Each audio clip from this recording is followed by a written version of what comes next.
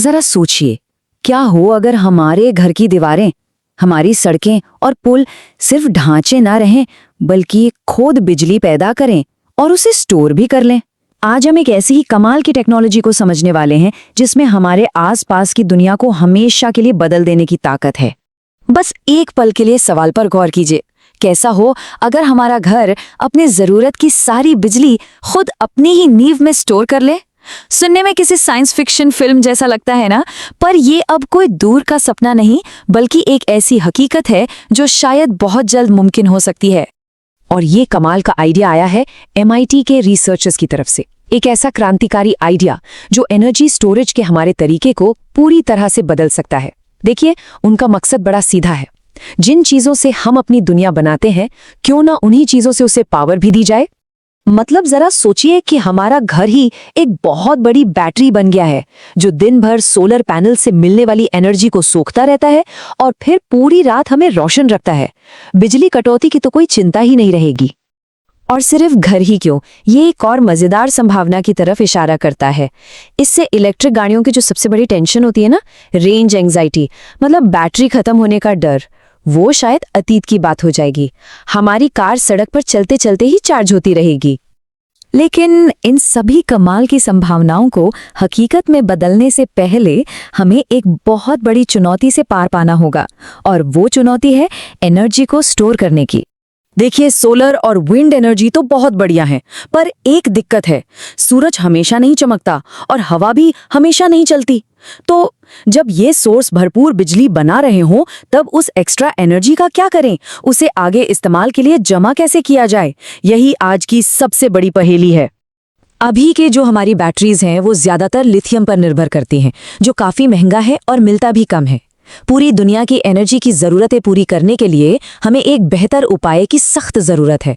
कुछ ऐसा जो सस्ता हो, टिकाऊ हो और आसानी से हर जगह मिल जाए। और यहीं पर MIT की ये खोज एक बहुत ही सरल लेकिन असरदार समाधान लेकर आती है। मजे की बात तो ये है कि उन्होंने इसका जवाब दुनिया की कुछ सबसे पुरानी और आम चीजों में ही ढूंढ निकाला है। तो ये नई टेक्नोलॉजी सिर्फ 3 बहुत ही साधारण चीजों का इस्तेमाल करती है: सीमेंट, पानी और कार्बन ब्लैक। ये कार्बन ब्लैक कुछ नहीं, बस कोयले का बहुत बारीक पाउडर होता है।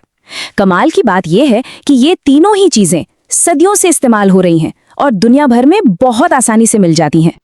असली जादू तो तब होता है जब इन तीनों को मिलाया जाता है। देखिए, कार्बन ब्लैक को पानी पसंद नहीं, तो जैसे ही सीमेंट और पानी आपस में मिलते हैं, कार्बन के कण एक दूसरे से जुड़कर अंदर ही अंदर तारों का एक घना जाल बना लेते हैं, बिल्कुल वैसे ही जैसे पेड़ की जड़ें जमीन में फैल जाती हैं। और ये नेटवर्क कंक्रीट को बिजली कंडक्ट करने की ताकत देता है। और ये नेटवर्क इस साधारण से दिखने वाले कंक्रीट को एक सुपर कैपेसिटर में बदल देता है। अब ये क्या है? इसे ऐसे समझिए कि सुपर कैपेसिटर एक ऐसी बैटरी है जो स्प्रिंट लगा सकती है, जबकि एक नॉर्मल बैटरी मैराथन दौड़ती है। मतलब ये बहुत तेजी से एनर्जी स्टोर कर सकता है और उतनी ही तेजी से उसे रिलीज भी कर सकता है। तो सवाल ये है कि ये टेक्नोलॉजी असल में कितनी प्रैक्टिकल है? अब तक इसमें कितनी तरक्की हुई है? देखिए, 2023 में एक घर को एक दिन की बिजली देने के लिए करीब 4.5 क्यूबिक मीटर कंक्रीट की जरूरत पड़ती थी।